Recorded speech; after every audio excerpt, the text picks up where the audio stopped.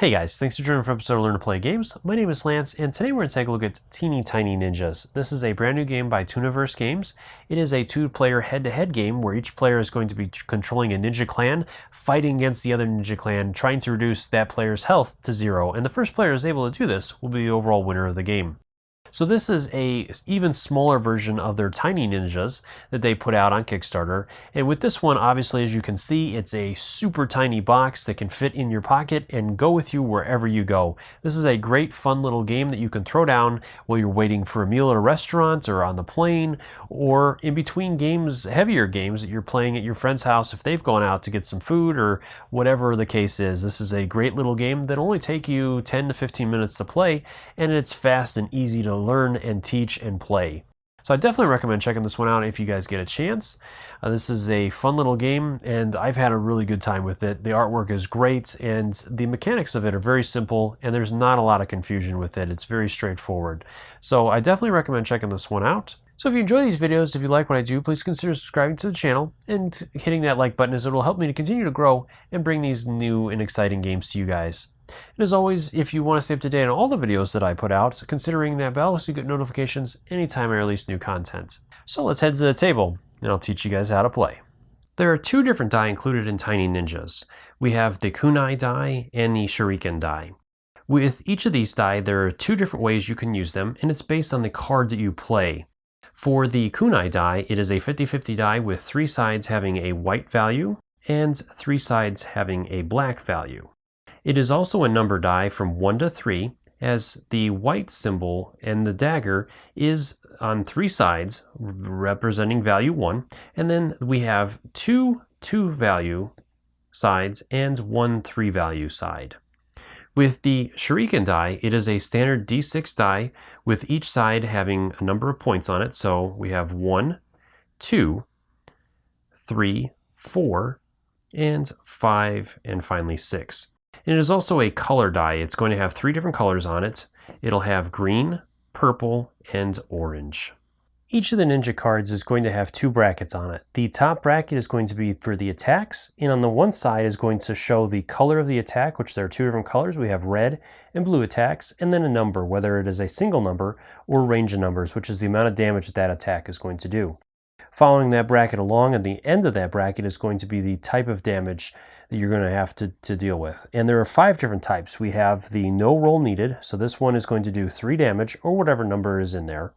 Then we have the roll symbol, which means you're going to have to roll the shuriken die, and whatever number comes up is the amount of damage that does. Then we have the color, which again you'll roll the shuriken die, and based on the color is the number of points of damage. So say for example we roll the purple, we would do 3 damage with this one. Then we have the kunai die for colors, so based on the color, whether it's black or white, is the number of damage you'll do. And then finally we have the roll effect, so based on the number of kunai that you roll is the amount of damage that you'll do. And then as you can see here, some of the brackets will have text in them, and you're going to resolve the text in that situation instead of rolling for an attack. Then moving down, the next bracket is the defense bracket. If the attacking player does any damage, then the defending player can choose to play a defense card matching the color type that the player played. So whether the player played a red attack or a blue attack, the defender will have to play that same color in order to defend, or with the defender there is a yellow defense, which will block both the blue and the red. And again, it's going to list the range of numbers that card can defend. And again, you would just follow that same sequence based on the symbol that is there to resolve that. At the bottom of the card is going to be listed the name of the ninja, and then some of the cards are going to have the little ninja icon on them. These are advanced cards, so if you were playing the first couple of games, you may want to choose to remove those cards. For a setup, each player is going to receive a health die, and they're going to set that to 0, representing that they have 10 health. Each player can also gain a quick reference guide, and then go ahead and grab the deck, shuffle it up, and then place it out in the center of the table. This will be the dojo, and then leave a space next to it. This is the arena or discard pile that the players will have. From there, then each player is going to receive 5 cards.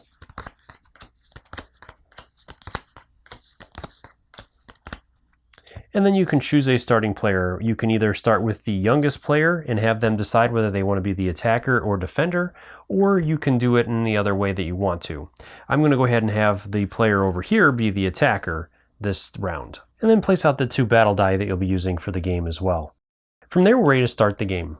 To start the round, the attacking player is going to look at his hand of cards, and remember, keep these secret from the other player, do not reveal them, and he's going to choose one of these cards and only one card to play to attack the other player. So from here, then we're going to go ahead and play, let's go ahead and start off with an easy one. We'll do Duo. This is going to do 2 damage to the other player, and since it does damage, then the defending player can play a card in response to that. But if our player had played a card with, say, text on it, or a card and he had to roll for an attack and didn't roll any damage, then the defending player cannot choose to play a card. So since we played an attack and it does 2 damage, our defending player is going to go ahead and look at his cards that he has and choose one of them to defend. And again, he has to play a card that matches the color of the attack, so we cannot choose to play this blue 3. We have to choose to play one of these reds or, again, the yellow. So let's go ahead and try this one here. So we're going to play that one, the medic, and then we're going to have to roll the shrieking die and determine what we get. So we rolled green, so we stop 1 point of damage, and so we're going to take 1 point of damage on our health die. From here, then it'll go back to our attacking player, who again can choose to play another attacking card, or he can choose to stop. And this is an important part of the game, as the attacking player, when he is done with his turn, will not get to redraw cards, so he will go into his defending turn with whatever cards remain. So he's got to be careful about deciding how many attack cards he wants to play so that he has some defense cards going into the defensive round. Or he can simply push his luck and try to spend all of them and hopefully knock the defender out before the defender gets to attack him. So let's go and show another one. So let's go ahead and play the Pirates. This is another red attack, and we're going to have to roll the kunai die to determine how much damage we do. So we roll a 1, so it's going to do 1 point of damage to our other player, who again can choose to play a card to defend that. And he's going to choose not to. He'll just take the damage, as he doesn't really have a low defense card, and he doesn't really want to waste any of these. So he will play that and just take a damage. Again, it'll go back over to our attacking player who can choose again to perform another attack, or he can choose to stop. So our attacking player is going to go ahead and stop there and go into the round, his defensive round, with 3.